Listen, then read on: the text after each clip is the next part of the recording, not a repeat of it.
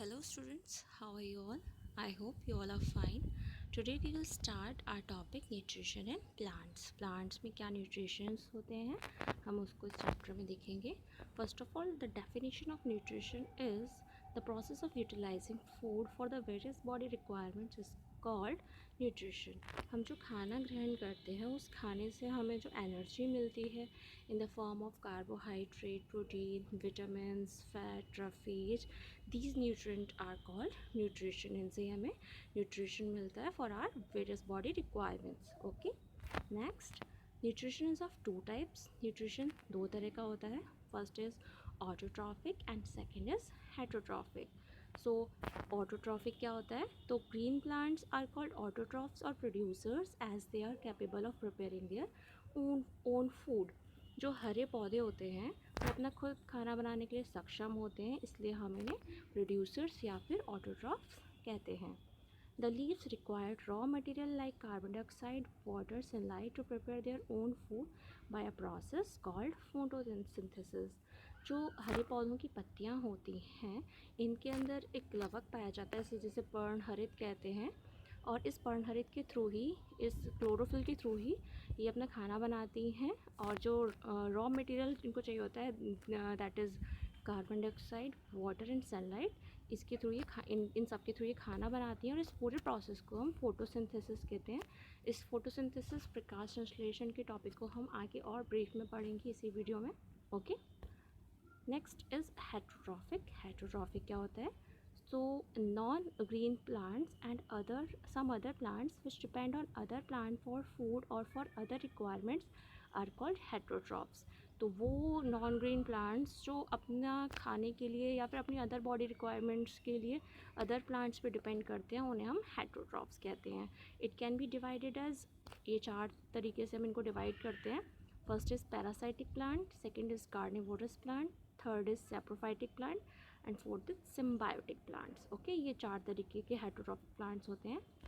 Next is एक note है जो आपको पता होना चाहिए, that is the soil contains certain bacteria that convert nitrogen gas from air in a usable form and release into the soil. यानी कि जो सॉइल में काफ़ी सारे बैक्टीरियाज होते हैं, ये एयर से नाइट्रोजन गैस को लेते हैं एंड इसे कन्वर्ट कर देते हैं यूजेबल फॉर्म में सॉइल में. ठीक है, and this soluble form of nitrogen is absorb by the plant. और ये जो सॉल्युबल फॉर्म है नाइट्रोजन की, ये प्लांट्स के थ्रू अब्जॉर्ब कर ली जाती है वाटर के साथ, और ये प्रोटीन बनाने में काम आती है. ओके, तो ये आपको पता होना चाहिए. नेक्स्ट इज़, अब मैंने आपको बोला था हम फोटोसिंथेसिस को और डिस्कस करेंगे. सो फोटोसिंथेसिस यानी कि प्रकाश संश्लेषण. It is the process by which plants uses the energy from the sun to make its food. ये प्रोसेस है जिसमें प्लांट्स सन से एनर्जी लेते हैं अपना खाना बनाने के लिए. ठीक है, और इसके लिए कुछ कंडीशंस रिक्वायर्ड होती हैं. वो कंडीशन, वो प्रोसेस में ये हैं. फर्स्ट है लाइट एंड क्लोरोफिल, यानी कि प्रकाश और पर्णहरित. ठीक है, sunlight is the major source of energy for photosynthesis.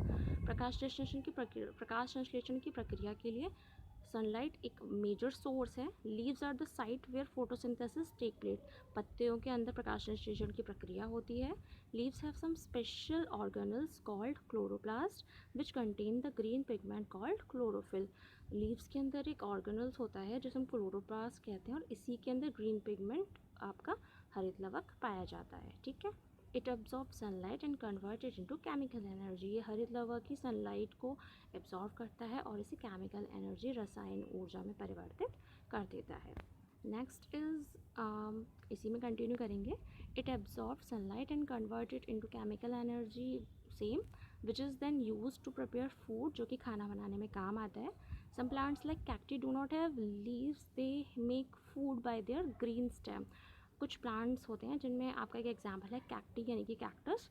इनमें पत्तियाँ तो होती नहीं हैं, तो ये अपना खाना ग्रीन स्टेम के थ्रू, हरे तने के थ्रू बनाते हैं. ठीक है, सेकेंड इज़ कार्बन डाइऑक्साइड.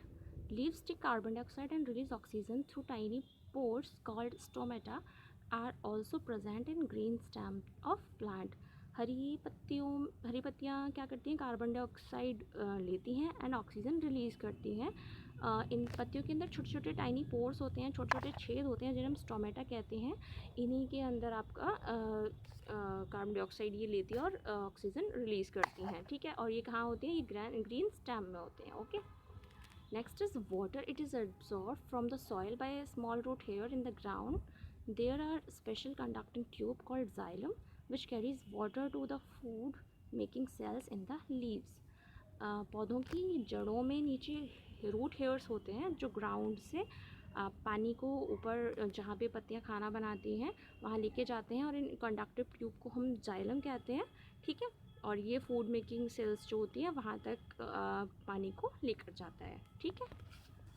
आप ये इमेज देख रहे हैं, इसमें आपको एक प्लांट दिख रहा है जिसमें नीचे उसकी रूट हेयर्स हैं जिसके थ्रू वो वाटर को लेके जा रहा है ऊपर तक फूड कंडक्टिंग लीव्स के पास। एंड ऊपर से आपको सनलाइट मिल रही है, एनर्जी मिल रही है, एंड कार्बन डाइऑक्साइड आप इनटेक कर रहे हो एंड ऑक्सीजन आप रिलीज़ कर रहे हो, ठीक है। आपको यहाँ पे केमिकल रिएक्शन दिख रही है जो आपको पता होनी चाहिए, एग्जाम्स वगैरह में पूछा जाता है, ठीक है। केमिकल रिएक्शन में क्या है, 6CO2 it means carbon dioxide plus 6H2O यानी कि कार्बन डाइऑक्साइड और वाटर जब आपस में रिएक्शन करते हैं क्लोरोफिल और सनलाइट की प्रेजेंस में, तो ये प्रोडक्ट बनाते हैं which is C6H12O6, it means it is glucose and 6O2 oxygen. तो ये ग्लूकोज और ऑक्सीजन रिलीज़ करते हैं, ठीक है। These are the products, okay. Carbon dioxide combines with water using the stored energy in the chloroplast through a chemical reaction to produce the food glucose. ये glucose बना रहे हैं, मैंने आपको भी बता ही दिया।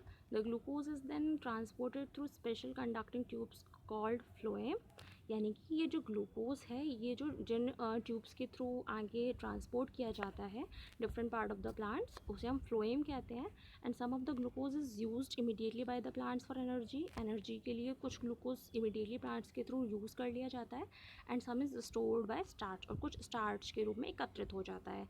And some changes to a more complex substance like cellulose, एक बहुत ज़्यादा जटिल सब्सटेंस होता है सेल्यूलोज, कुछ आपका ग्लूकोज उसमें चेंज हो जाता है, ठीक है। I hope you like the video and the photosynthesis topic is over. Here are 2 question, आपको इनके आंसर्स देने हैं। आप वर्बली भी समझ सकते हो एंड इसको रिटन में भी लिख सकते हो अपने पास, okay. So the first question is why it is advisable not to sleep under the tree during the night. Sorry, under है ये स्लीप के बाद, यानी कि आपको रात के समय में पेड़ों के नीचे सोने को मना क्यों किया जाता है, आई थिंक आपको पता होगा।